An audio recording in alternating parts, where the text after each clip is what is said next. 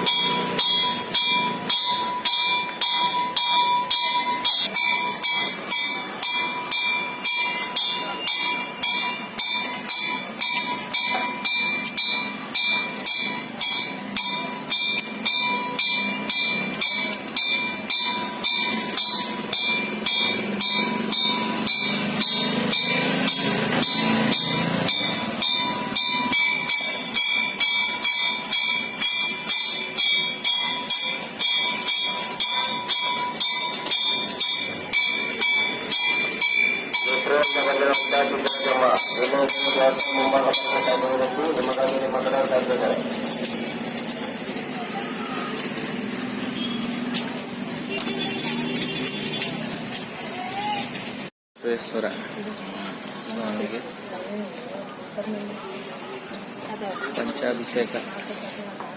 ಚಂಡಿ ಬಸವೇಶ್ವರ ಸ್ವಾಮಿಗೆ ಪಂಚಾಭಿಷೇಕ ಮಾಡ್ತಾ ಇರೋದು. ದಯವಿಟ್ಟು ಭಕ್ತಮಾಸ್ಯರು ಕಣ್ ತುಂಬಿಕೊಳ್ಳಿ.